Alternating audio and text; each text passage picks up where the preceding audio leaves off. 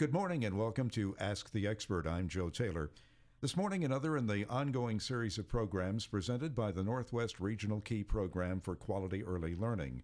The program, through the Northwest Institute of Research, oversees a grant from the Office of Child Development and Early Learning at the Pennsylvania Department of Human Services and the Department of Education. The goal of the program is to improve the outcomes for young children as they prepare for school. John Posa is a community partner specialist for the program, and he's here with us throughout the series. Well, good morning, John, and who do we have on the show this morning? Good morning, Joe. This morning we have Holly Nowak, and Holly is the Arts and Education Program Director for Erie Arts and Culture. And they administer the Arts and Education Program in partnership with the Pennsylvania Council on the Arts, which basically is a part of the program that provides arts and education programming throughout the state, but in the Erie Arts and Culture arena, they are the footprint for northwestern Pennsylvania and 14 counties. Welcome to the program, Holly. Thank you, John. I'm happy to be here. I should say at the outset, Holly and I had the opportunity to meet at our Northwest Regional Key Leadership Council meeting recently, the first of our quarter, and she gave a fantastic presentation on Erie Arts and Culture, arts and education, and what an impact it can have on early learning. So that's kind of what our focus is going to be, Holly. So tell us a little bit about the Arts and Education Program, just to get things started, and then we'll move into more of the information regarding its impact on early learning. Well, Pennsylvania's Council on the Arts is our state agency, our state art agency, that we partner with, that provides the funding to support arts education throughout all 67 counties in Pennsylvania. And as you say, Erie Arts and Culture covers 11 of those counties here in northwest Pennsylvania. We are a group of partners. We affectionately refer to ourselves as the AIE partners, our Arts and Education partners. And we're the people that you turn to when you want to enrich your curriculum and bring arts and culture into your school, into your center, and into a senior center, a VA program, all sorts of age groups, and including early childhood. We have done a number of programs to connect the arts and culture organizations in our region with their early childhood programs. And one initiative we're in the third year of is called Grow Up Great with the Arts through Erie Arts and Culture. Now, Growing Up Great, is that a project that's also in part of sponsored through PNC Bank? Yes. PNC Bank Corporation, that's part of their foundation and their mission to support early childhood and literacy in early childhood. And we are partnering with them to show early learning centers, to give them the tools they need and the techniques that their teachers can continue to learn in the classroom when we bring the arts into the classroom. For example, the Erie Playhouse partners with us and brings in books, the Dolly Parton Imagination Library books, that are sent to all the homes for the children who are in the early learning centers. So we bring the Playhouse to the center. We have some time reading and sharing, and then building on that vocabulary, and then acting out those stories, and the emotions that the story might bring, and the setting, and kind of allowing the children to kind of create their own little play through reading. And then at the end of the program, everyone is invited to the Erie Playhouse to see a theater production, a play, right on the stage. And the children just love it. And the teachers love it, too. It's a lot of fun. So that's just one example of how we connect, but We also work with the Philharmonic, the Art Museum, the Children's Museum, and our dance companies in Erie. Speaking of schools, with the emphasis on math and science and teaching to the test these days, the arts have been relegated to inferior status, if not eliminated entirely in some schools. Why, in your opinion, and am I correct in assuming this, that this is short-sighted? What is the long-term benefit of exposing young people to the arts? There's so many benefits, long-term and short-term, but we're engaging the children. We're engaging the teachers, and we're giving them the tools to, as they begin to engage and interact together, to build on those skills that they're going to need for school. The 21st century learning skills. I'm sure you're hearing that a lot in the education world. 21st century learning skills are creativity, the critical thinking, communication, collaboration. So by playing with a theater program, by playing and reading, by dancing and moving, the children and the teachers are interacting together and getting them to think more critically, allowing them to ask questions and those open-ended questions that stimulate their brain and bring in that creative process. Absolutely. And of course, problem-solving skills goes with critical thinking as well. Mm-hmm. And, you know, so much of what we're talking about, Holly, as you all know, is collaboration. Collaboration between your organization and schools and learning centers to provide children with, and the teachers specifically, with the tools to interact with their children while engaging them in art. You know, there are other skills like cognition, imagination, dexterity, mobility, self-awareness, self-confidence. I mean, it goes on and on. But, you know, obviously, there's a lot of critical thinking and problem solving that goes on not only in music, but in the arts in general, in the dramatic arts particularly. Critical skills that will help them later in life, correct? Correct. And what better way to learn those skills than when you're playing and exploring? If it's with clay or paint or music and dance, that you give the children and the teachers the tools, a sample, and then ask them to think about it and what can they create from it and build from it. And then they begin to layer this learning, and as you say, that cooperation and all of that collaboration then comes together as they grow, and they carry it with them to, you know, elementary school and middle school and high school. And the other part I think that's important that we are working with in the programs are that we are including the families.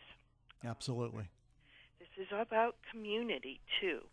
In Erie, we have a high immigrant population, and so we support refugees who are, have come to this country to escape the war and the traumas and the economic stress that they're facing that we hear about every day now in the news. And a lot of these families, they might not feel comfortable in the U.S. and in our city. So we're helping them to feel comfortable through the arts as well and get to know the community. So when I mentioned how we had the theater performance, we made sure that we had tickets available for any of the family members who could join us. And then we all met at the center where their children go, and they feel like that's part of their comfort level and where they're familiar with. And then we all walked to the Playhouse together so that we could help build community and that they would feel comfortable in coming back to the Playhouse to experience theater. I'd like to ask a question about families, but as pertains to our area. We in our region live in an area where the arts are not widely and openly embraced by many parents of school children. Athletics, outdoor activities are more popular. If kids are not getting exposed to the arts in school and not part of their family's areas of interest, how can they ever be reached? That's a good point. That's a good point because, it may not be for everyone, but it should be a choice. It should be out there and available so that the child who may not excel in soccer or football has the choice to explore. And I think that's why it's important to reach the children and the families and teachers early, through early childhood, so that they can feel or experience and see that there is something else out there besides sports. And not that I'm against sports. I'm totally behind active engagement, including sports, athletics, and the arts. And that's why I feel that the choices need to be there, and let the choices be available for the children and their families, and they try it, have an experience in it, and if that's not really their thing, then maybe they move to something else. If it's not music, then maybe it's painting. If it's not painting, then maybe it's dance. But at least they've had a chance to try it and make a choice from it. And one of the things, Holly, I know that we spoke about prior to this program is the Artist in Residency program as well, which is something that organizations and schools can take advantage of through the Pennsylvania Council on the Arts. Specifically, how does the Artist in Residency program work? And could you give us an example of what of one particular program that you may be aware of? Yes, the Arts and Education program supports artist residencies. And across the state of Pennsylvania, through the network of partners that I mentioned, each of us have a roster of artists. And these artists are professional artists who make their living in their art form. These artists have to go through a rigorous application process to be accepted onto the state roster. And then from there, we as partners work with the artists in our community to place those artists in residence. And what that means in residence is that the artist spends a significant amount of time, usually at least 20 days, sometimes as many as 60 days, at a host site. So it could be at an early learning center or elementary school with the kindergartners.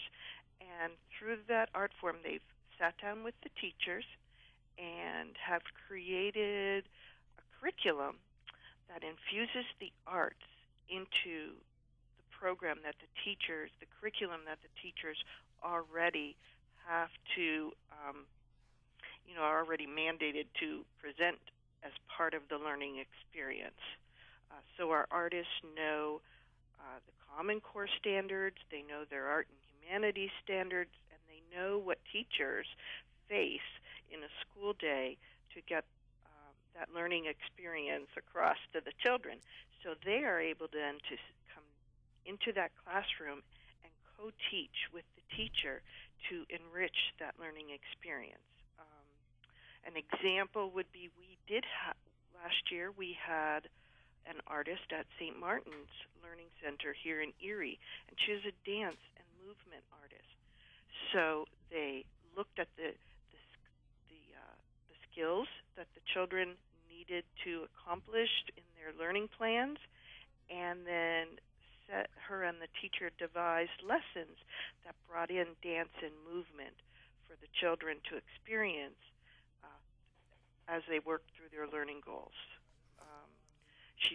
We were awarded another artist residency grant this year, which is called a long-term residency through the Pennsylvania Council on the Arts. And she will be at St. Martin's Learning Center now for 60 days this year with funding supported by our State Arts Council and with some matching funds from St. Martin's Learning Center. So all our funding happens through our State Arts Council with matching support from the host site, such as the Learning Center. Now, just to clarify, just so folks understand, is that even though the Erie Arts and Culture is a footprint for arts education in 11 northwestern Pennsylvania counties, there's some of them that are in our viewing area, Elk, Cameron, and Potter, and McKean. For other counties, for instance, like Clearfield, Jefferson, that are close to us, would they have to partner with the arts organization in the specific region that they are located in order to take advantage of a grant or pursue a particular residency or program? Yes, and if they would go online to the State Arts Council, and let me see, I can give you that Sure. website.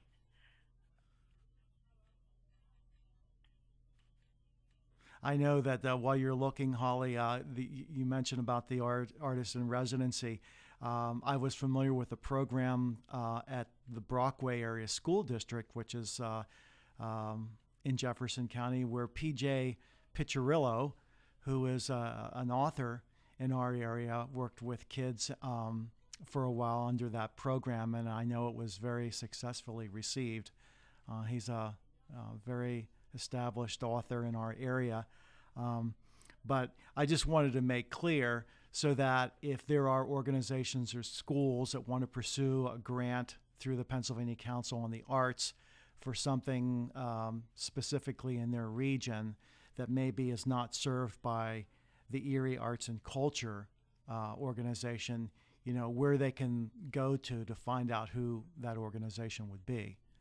Yes, and the website that they would go to is www.arts.pa.gov.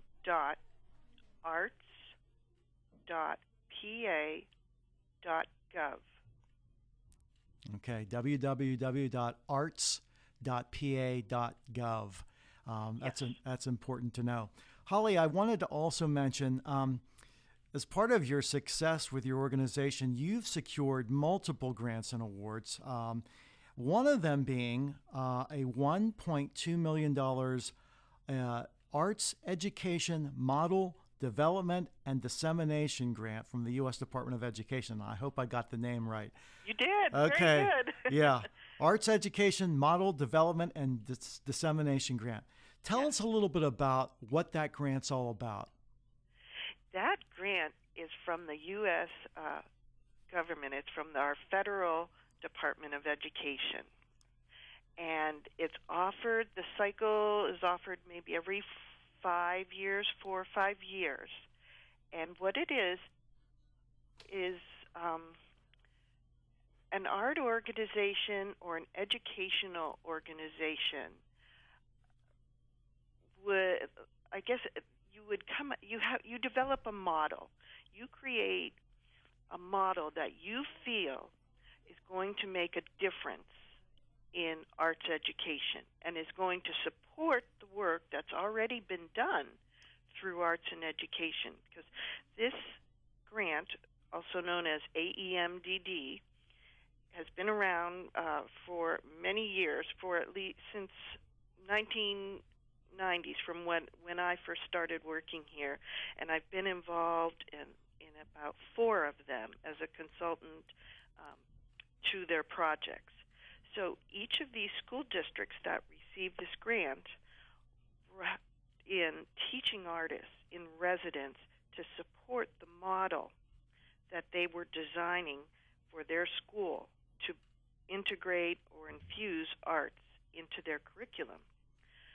And in 2010, Erie Arts and Culture had, after having been involved in a number of these, said, well, we have this idea where we feel that the model should build and create this community between not only the schools and the artists, but the community and the teachers, and bring all of this together to support the school in arts and education. And that was our application, and out of probably 200 applicants, Erie Arts and Culture was one of 22 chosen, and there were only 2 chosen in the state of Pennsylvania, Erie Arts and Culture and our other arts education partner in Philadelphia. As you said, it was $1.2 million over the 4 years, and we worked with 3 school districts, the Union City Elementary School, the Pencrest School District, and the Crawford Central School District. And together, those teachers and artists attended graduate coursework to understand how to bring the arts into their classroom and how to work together as a team, including their building specialists, who are the art teachers, the phys ed teachers, the music teachers, and how to build a community that placed arts, front and center in the learning experience. And we grew from there. We have a number of programs that are continuing because of the grant. The grant ended in 2014, but we have an soon to be announced certificate program with a local university, and I really can't give more That's information fine. until it's officially announced. That's fine. And we have artists who have moved on into programming and building arts infusion curriculum. That's wonderful that you're getting these grants, but the philosophy of some in government is, as pertains to education, is if it doesn't lead to a good job for the kid, it isn't worth it. Going broad with the issue, how would you respond to that? Oh, my goodness. I just saw a study that recently talked about why businesses should hire artists. And the study talked about the creativity that the artist can bring into a business as the consultant. Everyone just kind of brushes off the arts, that they're the fluff and the frill, and it's not the case at all. As we talked about, those 21st century skills that all our children are going to need and that adults need now are what you're going to be learning from the arts. So bringing an artist on board as a business consultant or in a company to help everyone think outside of the box, to get people engaged and experience and start building and creating. I mean, look at what's going on with Google and our major tech companies, Apple, and although it's amazing, but guess who's behind all that? Artists are supporting. That's for sure. Holly, I'll tell you, it's been so enlightening. The time has flown, but I just wanted to remind everyone, if you want to partner with an organization or pursue a grant, whether it's your school, your organization, working specifically even with early learning, children that are in an early learning environment, go to www.arts.gov. And www.arts.pa.gov. Yes, let's not forget the state. Yes. www.arts.pa.gov. And there should be a wealth of information that will give you good information that can point you in the right direction. Holly, it's been very enlightening. I thank you so much for being on the program. Please come back again. I would love to, and I can bring some of the art organizations with me. I'm sure your listeners would love to hear about. We'd love to have them. Thank you so much. And that's our program for today. We'll be back in 2 weeks at the same time. In the meantime, you can go online to learn more at papromiseforchildren.com. For John Posa and the Northwest Regional Key Program for Quality Early Learning, I'm Joe Taylor. Thank you for listening and have a great day.